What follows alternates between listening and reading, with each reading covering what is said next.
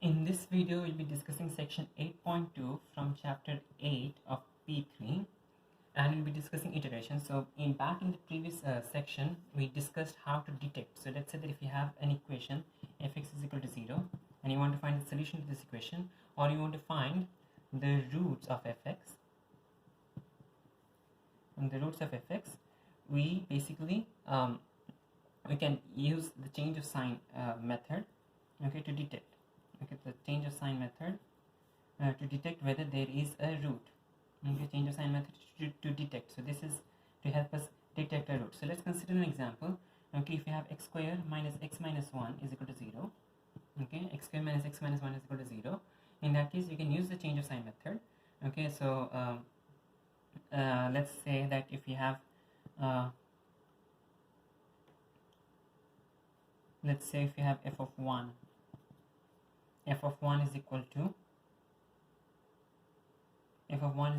1 minus 1 minus 1, which is minus 1, and f of 2 is equal to 4 minus 2 minus 1, which is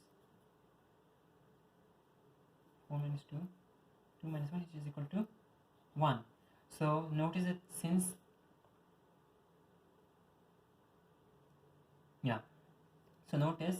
since there is a change of sign between f of 1 and f of 2, in that case we know that there is at least one root between 1 comma 2 in the interval 1 comma 2.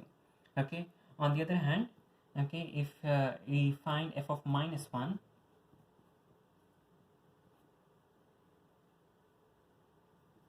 if you substitute f of minus 1, we get 1 plus 1 minus 1, which is 1.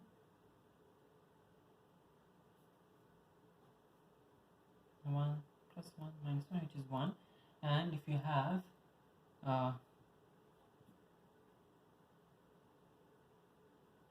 f of 0, you get minus 1 again. Okay, f of 0 is minus 1. So notice that there is again another change of sign between minus 1 and 0. Therefore, you can say that there is at least one root between the interval minus 1 comma 0. So back in section 8.1, we use the change of sign method to detect the roots. Now, in numerical methods, we do have several methods.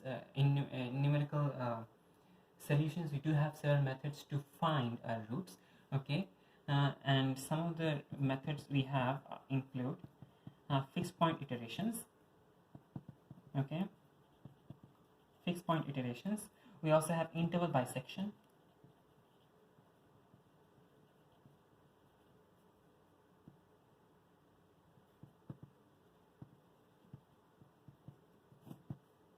We also have linear interpolation, and you also have the Newton-Raphson method, to name a few. Okay, so once you're done with the detection, we can find those roots, okay, to some degree of accuracy using any one of these methods. I mean, there are other methods as well. Okay, so in this case, in this chapter, we'll be learning fixed point iterations. Okay, interval bisection, linear interpolation, and Newton-Raphson method are other methods, but these methods are not discussed in P3. They're discussed in further pure mathematics. If you do study further pure mathematics, in that case, you'll be learning these methods. For this chapter, for P3, and for this chapter specifically, we will be learning only fixed point iterations. Now, to do fixed point iteration, let's say that if you have an equation fx is equal to 0, okay, if you have an equation fx equals 0, we'll try to rearrange this. Okay, so rearrange this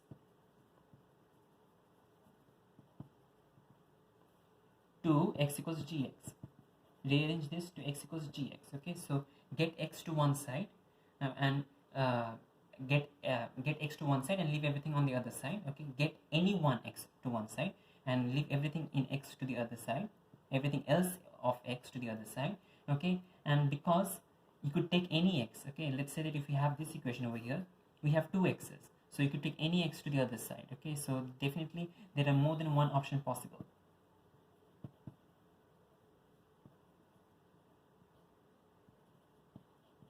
There is more than one option possible, okay, to convert this into x equals gx. But once you're done converting it, okay, to x equals gx, in that case you'll start from xn, you'll rewrite this equation as x equal to xn plus 1 is equal to g of xn. Okay, rewrite this as an iteration formula. So this is the iteration formula, and then start with some value for x naught. Okay, start some value for x naught, choose x naught.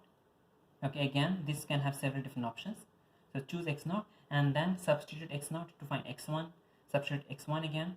Okay, so substitute x naught, find x1, substitute x1 back again, find x naught, find x2, find substitute x2 back again, find x3, and so on.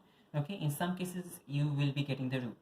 Okay, let's consider this equation over here. We'll try to solve this using iteration, but before you try to solve this iteration, let's find the exact solution to this. Okay, so that you can compare it. Okay, for the time being, in this case we are able to solve this exactly.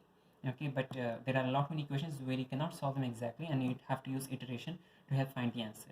In this case, we'll try to find the answer and try to compare what our iteration gives us.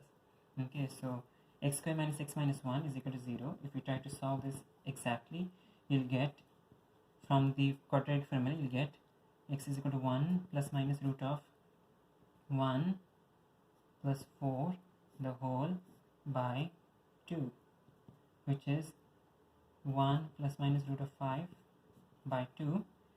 Use a calculator to get the numerical versions. You'll get 1 plus root 5 by 2. That's your first answer, which is 1.618, and the second answer is 1 minus root 5 by 2, which is minus 0.618.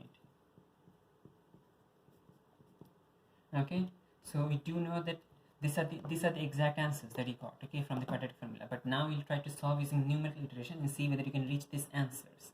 Okay, now the first step, okay, for fixed point iteration that we'll be doing, for first step is to rearrange it into the form x equals gx.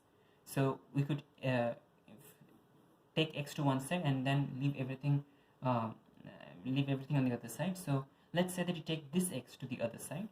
Okay, we'll do three different versions. X square minus x minus 1 is equal to 0, x square minus x minus 1 is equal to 0, x square minus x minus 1 is equal to 0. In this version, you take x to the other side.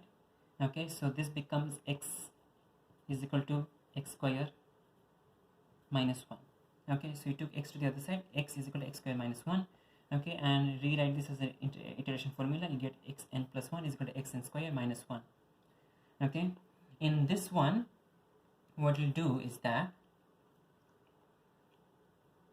in this one we'll take both x and 1 to the other side and take the square root. Okay, so x square is equal to x plus 1, x squared is equal to x plus 1. Okay, and take the square root. So this is x is equal to root of x plus 1.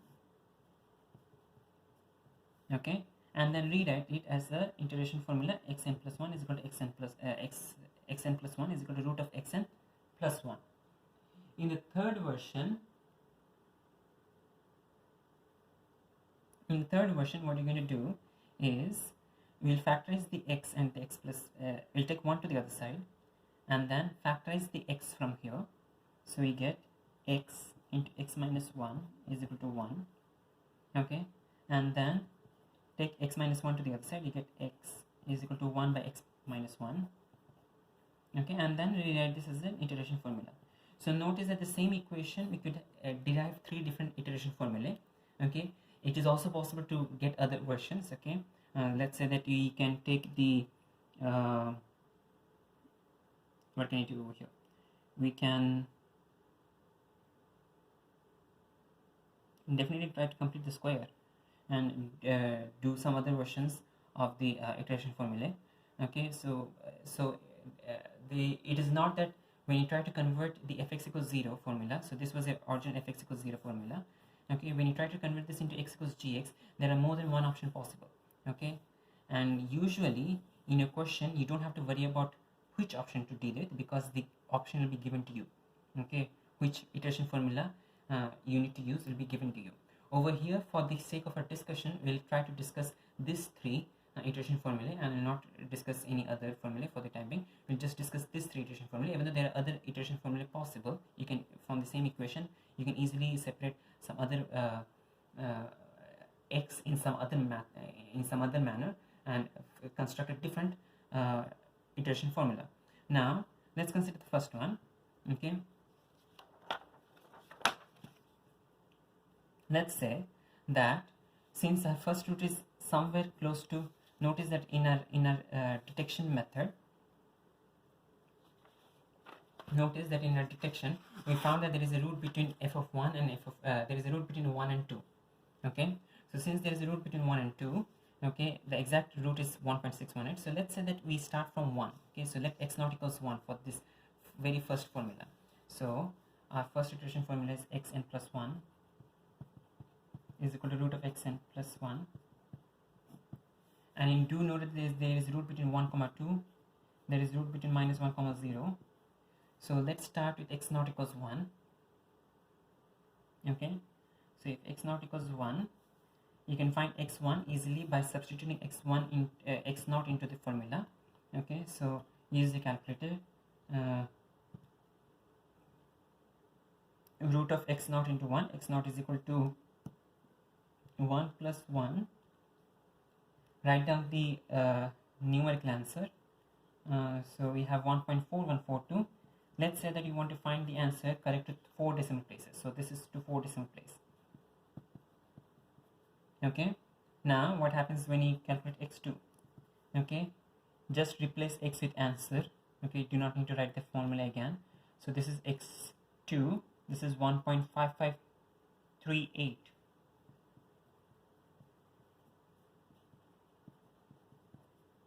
Okay, then we move on to x3. Answer plus 1 the whole root is 1.59881. Okay, okay, so basically you're plugging the answer back into the equation to find the next x value, plug that again back into the equation, find the next x value, and so on. So you're just plugging it back and getting the x values over here. So now x4 is equal to therefore 1.6118, x5 is equal to 1.6161, x6 is equal to 1.6174. Okay, so notice that in this case, okay, the sequence is getting closer and closer to a particular value. Okay, the first two values we had some difference, the second value the difference is smaller, here the difference is again smaller, the difference is smaller, the difference is smaller. In other words, since the difference is getting smaller, okay, this is a convergent series. It is converging to some value, to the root. Okay, the answer over here is going to be the root. Okay, the answer over here is going to be the root. Okay, so to a root, okay, there might be more than one root. So over here we are only converging to a particular root. Okay, so calculate, find x7. Now let's say that if we want to find the root to 4 decimal places, okay, there is a difference between, okay, there is a difference between calculate x1 to 4 decimal places and calculate root to 4 decimal places. Okay, so x1 is calculated to 4 decimal places, that is just x1. x2 4 decimal places, that's good. x3, x4, x5, x6. But when they say that the root needs to be to 4 decimal places, okay, we need to get the answer such that the answer doesn't change after 4 decimal places. Okay, so over here, okay, to 4 decimal places, this is 1.6161, this is 1.6174. So the answer did change. Okay, therefore this is still not the final answer that you want for the root. Okay, the root should be such that once you continue iterating it, your answer will not change for this 4 decimal places. So 1.674, 1.679. Okay, the answer is still changing. Okay, let's continue finding the next one. 1.6180.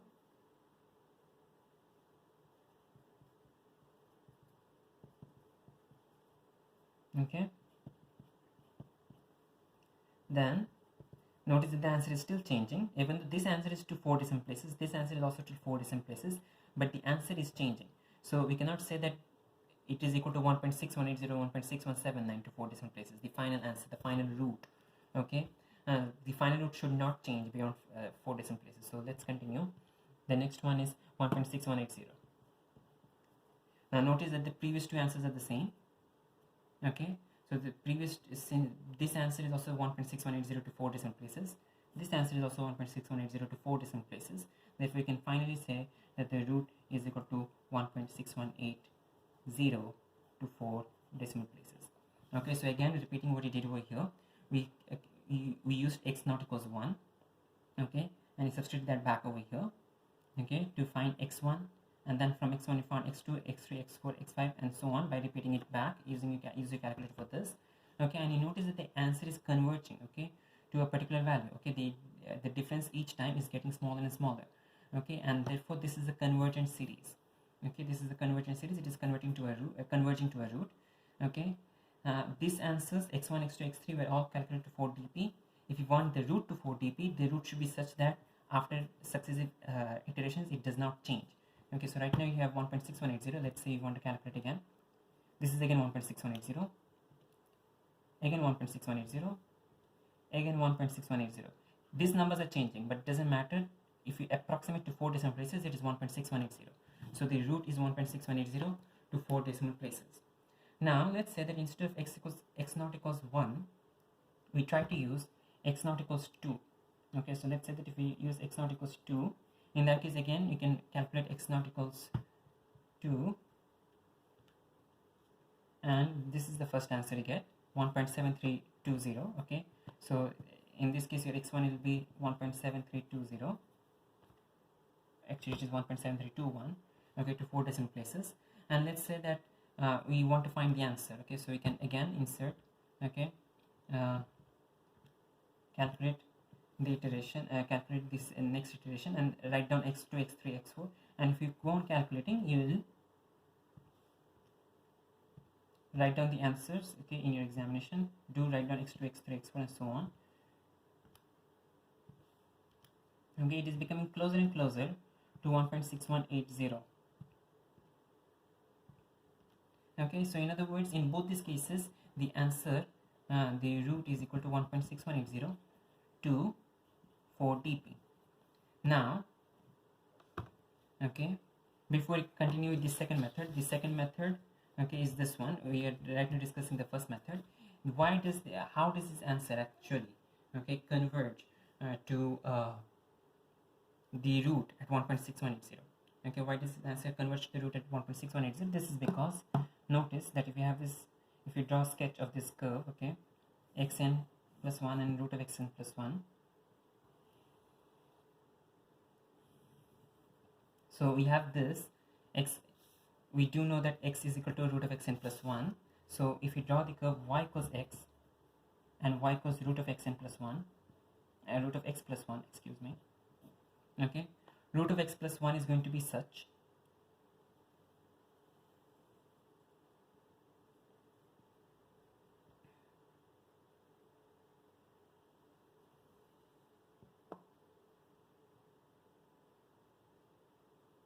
you'll be considering only the positive root.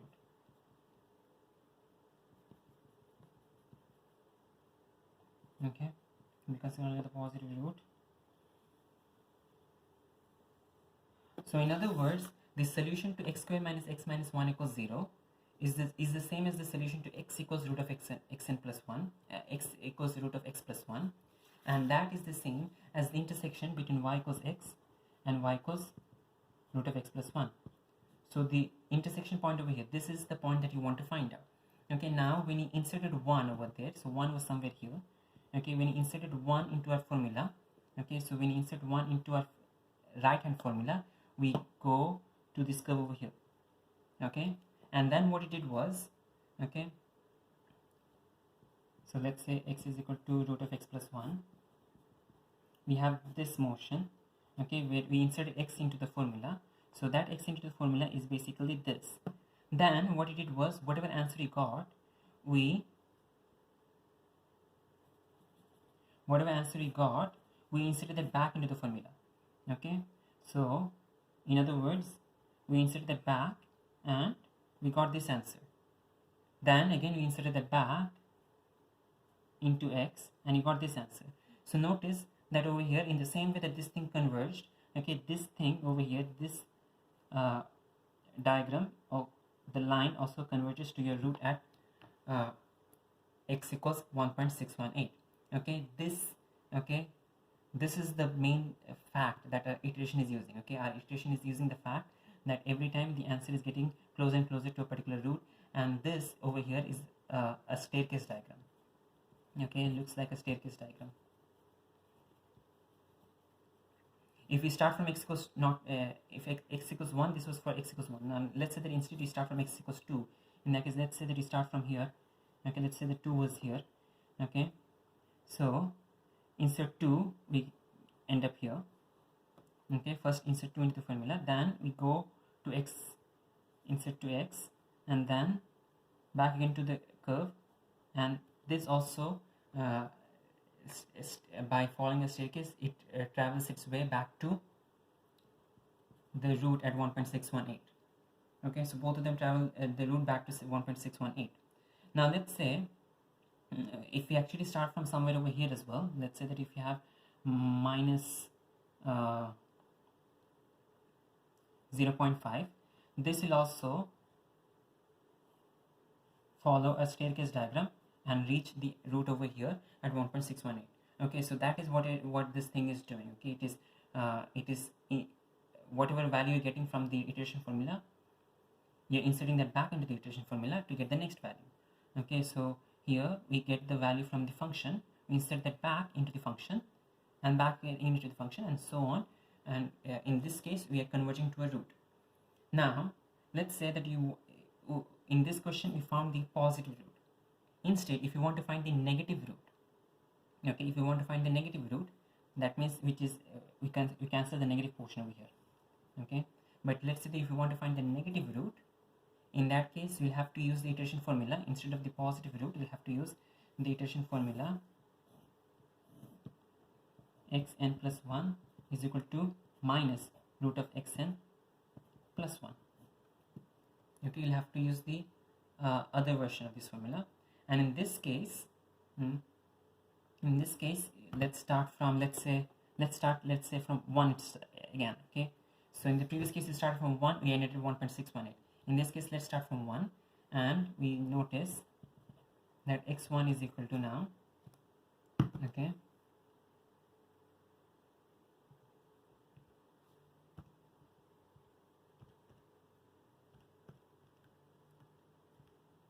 minus 1.1414. okay, because it comes down here. Now let's calculate the other values. okay, you can write down x2, x3, x4. I'll not be writing them all down here. okay, this did not work out. This formula did not work out because we have a negative value, and for a negative value you cannot take the root. okay, for a negative value you cannot take the square root. So this iteration formula, even though you have two answers, okay, even though you do have two roots, okay, from the original equation over here we found that there are two roots, this iteration formula is only working for finding out one root. okay, the other root it is not able to find out. okay, so again, to summarize, all iteration formula are not going to work to give you the same roots all the time. okay, now let's consider the second iteration formula. Over here we have xn plus 1 equals 1 by xn minus 1. okay, xn plus 1 equals 1 by xn minus 1. Now let's start again from 1. okay, if x equals 1, if x not equals 1, in that case what happens to x1? okay, use the calculator again. 1 by, let's start not from x equals 1, let's start from x equals 1.5. okay, so you get 1.5 minus 1. okay, because for this iteration formula, notice you cannot insert x equals 1. That's why I had to change the initial value. okay, if x equals 1, in that case this formula is not going to work out. okay, so we start from x equals 1.5, we get 2. okay, then insert the answer, we get 1 and we are actually stuck. Okay, because now you cannot insert 1 back. Let's try a different input. Let's say that we start with 1.4.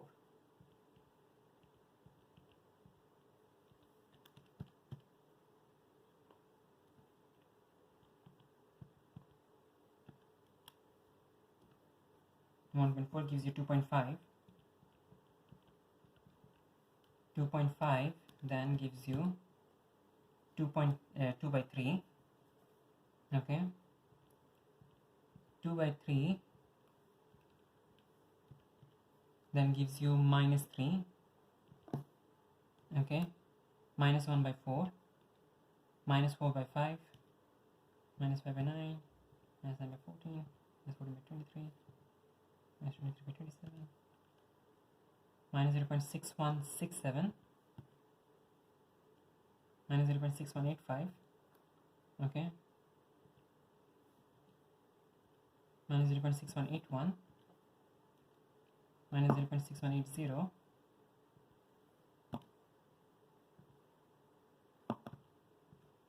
So the final answer, okay, as you go down, the root is going to be minus 0.6180. Okay, the root is going to be minus 0.6180. Notice that it started from a positive number, and then the positive number stayed positive for maybe like 2 or 3 iterations, and then it changed to negative, and then once it changed to negative, okay, it stayed negative and it became minus 0.6180. So notice that this, in the previous iteration formula we couldn't find the negative answer. In this iteration formula we cannot find the positive answer. Okay, so again, and just to emphasize upon the point, all iteration formula are not going to work the same way. Okay, even though you are using the same equation to determine all these 3 iteration formulae, okay, all iteration formula are not going to work out the same way. In this case, okay, if you insert a positive value, you're ending up at minus 0.6180. Okay, if you start from, let's say x equals minus 0.8, okay, if you start from x equals minus 0.8,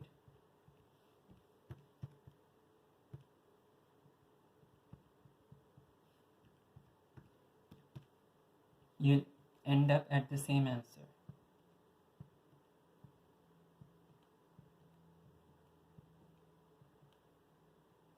Okay, it will go closer and closer to minus 0.6180. So it doesn't matter where you start from. Okay, in this case, both positive and negative starting points are going to get you back to 0.6180. Okay, now let's visualize this on the diagram. In the previous case, we had this particular diagram where we had, okay, all points were ending up, okay, leading us to the root at 1.618 using a staircase diagram. In this case, let's draw the diagram for x equals 1 by x minus 1. This is going to be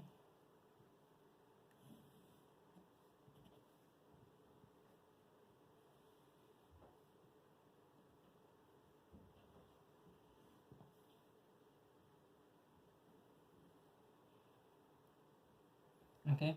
Let's say that if you start from minus 0.8, okay, so the root, this is y equals x, this is y equals 1 by x minus 1. Okay, the intersection of these two curves is the answer.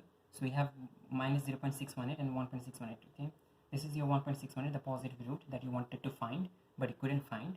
This is the minus 0.618 root. Okay, now let's say that if we start from minus 0.8, okay, if you start from minus 0.8, in that case you start from here. Okay, then we move to the curve, we go down, we move to the line, back to curve, back to line, back to curve, back to line, back to curve, and so on. So we are again converging. Notice that in this case we are converging, okay, to our root.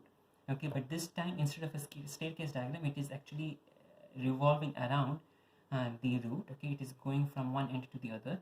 Okay, and it is getting closer and closer to the root. This is called a cobweb diagram.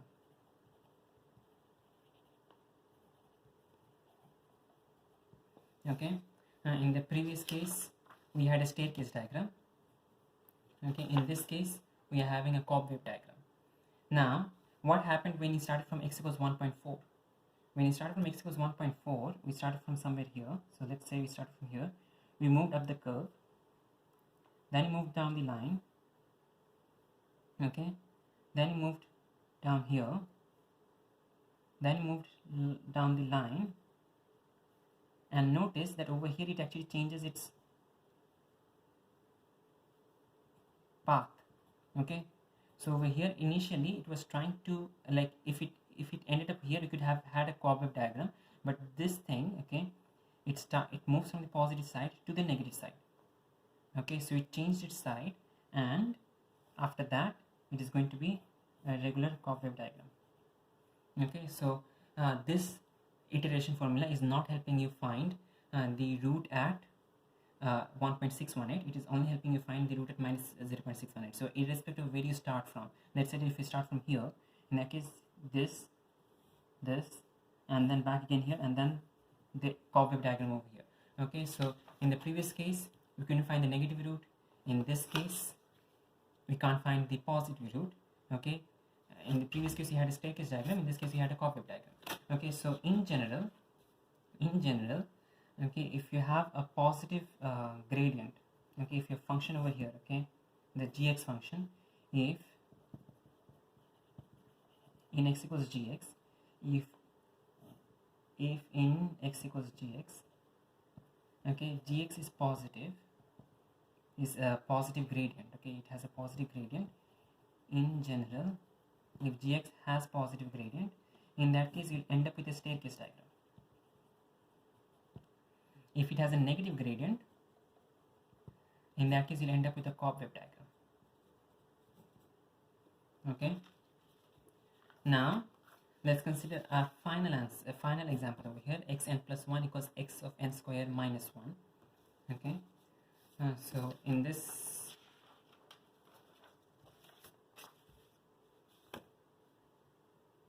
xn is equal to xn plus 1 equals xn square minus 1. Let's start at x naught equals 1 in a previous case, and let's start at x naught equals, x naught equals 1 in the first case, and x naught equals, let's say, minus 1 in the second case, or even let's start with 0. Okay, so if we start with 1, what happens? Notice, okay, we have 1 square minus 1. Okay, so x1 is equal to 0. Okay, well, actually both of them are going to give the same answer. Let's say that we have start from minus 2, okay, for this one. Okay, so x1 equals 0. Okay, then insert the answer here. You get minus 1. Then what happens?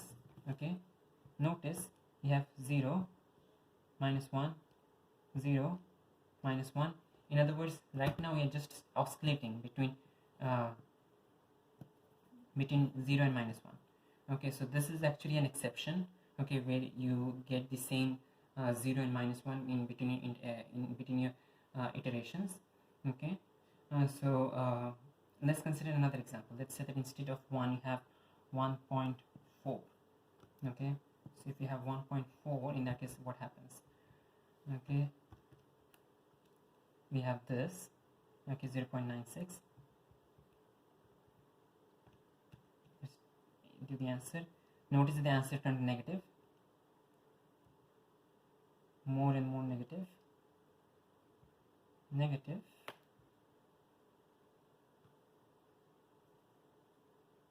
Yeah,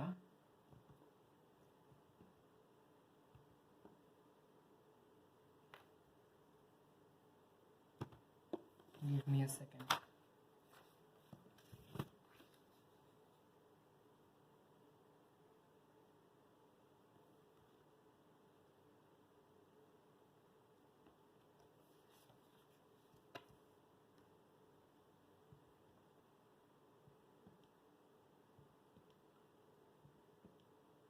Notice that this also does not give you an answer.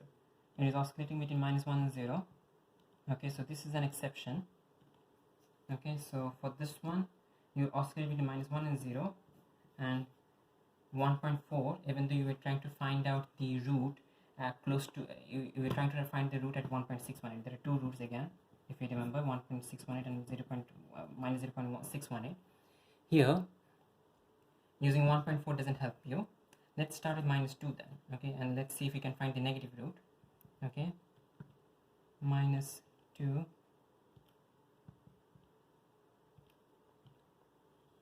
this is 3. Okay, now let's substitute this in the answer. 8, 63. Notice that the answer is becoming bigger and bigger, the difference is becoming bigger and bigger. Okay, and this is actually a divergent series. Okay, so over here x0, x1 equals something, x2 equals something. Okay, and here your answer is becoming bigger and bigger. In other words, this is a divergent series. Okay, in the previous cases, okay, both in the first example, your answer was converging to a root. This answer also converged to a root. Okay, these two sequences also converge to a root. Here, on the other hand, okay, if you start from minus 2, you'll end up at a divergent root. Okay, let's say that if you start instead from 2, you'll again end up at a divergent in a divergent series. Okay, 8, 63, 3968, 15740, and so on. Okay, instead if we let's say that start from minus 10, you'll again end up at a divergent series.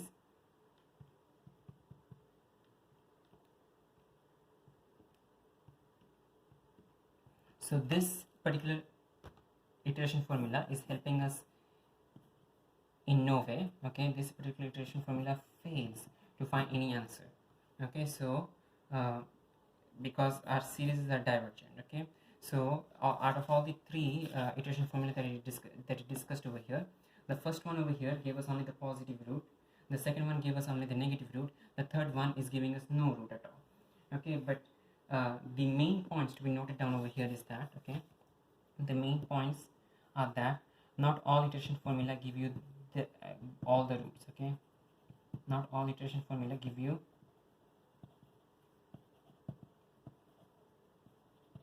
all the roots. Okay, some iteration formula may give you the first root, some iteration formula may give you the second root, some iteration formula may give you both the roots. Okay, it depends. Okay, but it is okay. I mean, it is common for an iteration formula to not give you all the roots. Okay, now some iteration formula give you no roots at all. Some iteration formula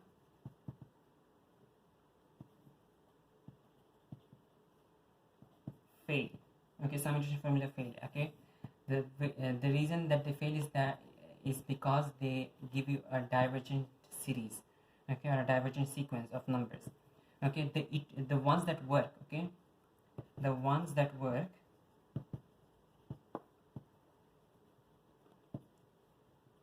give you a convergent series. Okay, the convergent series goes on converging to the root. Okay, the convergent series goes on converging to the root. Okay, now, and the other thing to be noted down is that if you try to sketch this on a diagram, in that case you'll end up either, if you have a converging series diagram, in that case it will be either a staircase diagram or a cobweb diagram. Okay, and there are two options. Either you can have a staircase diagram. Let's say that if you have something of this kind, in that case you'll have a staircase diagram. Okay, if you have something of this kind, in that case you'll have a cobweb diagram. Okay, okay, and just to show this divergent series on a sketch, okay, notice that if we draw this divergent series on a sketch, we have x square minus 1, and you have this. Okay, if you start from somewhere here, what happens is that you start with the curve, so we come here, then we go here, then you go here, then you go here, you go here, you go here, you go here. So notice that this cobweb is actually expanding. Okay, it is diverging out.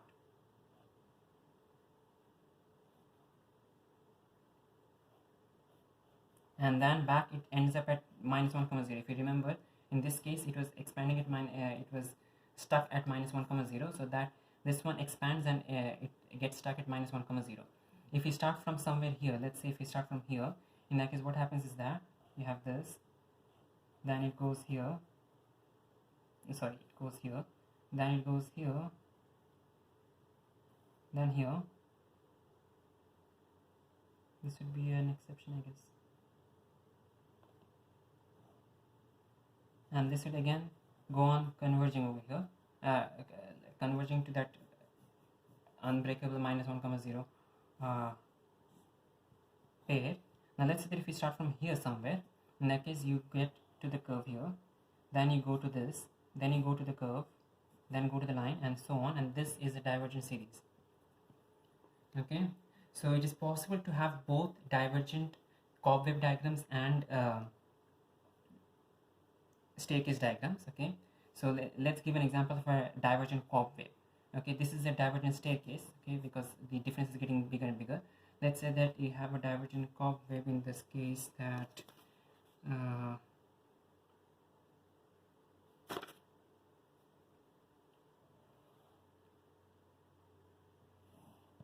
okay, in this case if you try to draw the cobweb,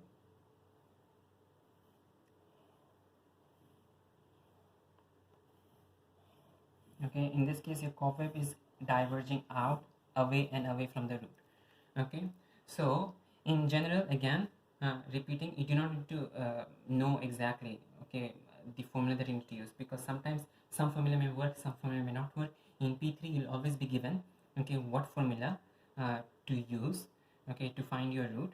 Okay, but in general not all iteration formula are going to give you all the roots. Some formula may give you one root, some formula may give you the other root. Okay, and some iteration formula may give you no roots at all, because whatever you choose you'll end up with a divergent series. Okay, or sometimes you might get even stuck in a circle, okay, and it might not give you a root. Okay, so some iteration formula do fail because they might give you a divergent series. The ones that do work will work because they will give you a convergent series instead of a divergent series, and the convergent series is going to converge to a root. Which root, okay, which root it converges to is, I mean, you can determine that if you try to draw a diagram, but as of now we could just let it be a matter of luck. Okay, which root is going to differ depending upon your iteration formula, because again, as you said, no, all iteration formula don't give you the same roots. So here it might converge to a root, and it might either use a staircase diagram or a cobweb diagram.